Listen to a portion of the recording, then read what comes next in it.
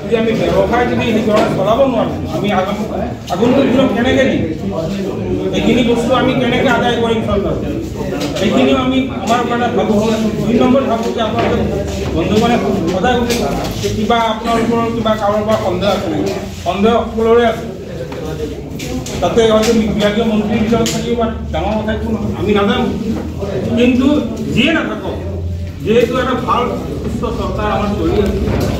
আৰু মামাৰ প্ৰতি মানে মামা মানে বুলি ক'লে চবেই মামা বুলি আজি চিএমক জানে মুখ্যমন্ত্ৰীজনক জানে যে আমি মামাৰ কাতৰ অনুৰোধ কৰিছোঁ যে আমাক বচাই দিয়ক আমাৰ এটা থলুৱা ল'ৰা বহুত কাৰ্য কৰি আছে নহ'লে আমাক সংস্থাপন দিয়ক যদি আমাৰ বজাৰ বন্ধ কৰিব তেতিয়া আমাক সংস্থাপন দিয়ক এইটো আমাৰ দাবী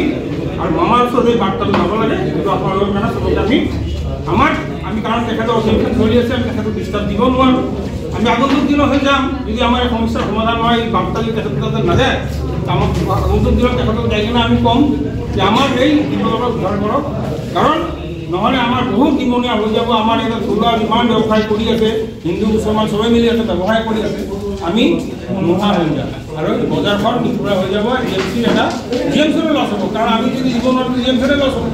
চৰকাৰৰ লছ আমি নিবিচাৰোঁ তাৰ কাৰণে আমি কাতৰেৰে অনুৰোধ কৰিছোঁ চি এম ছাৰক যে আমাৰ হৈ আমাৰ চাওক আৰু এইখিনি বস্তু তেখেতে আশীৰ্বাদ কৰক আৰু আমাক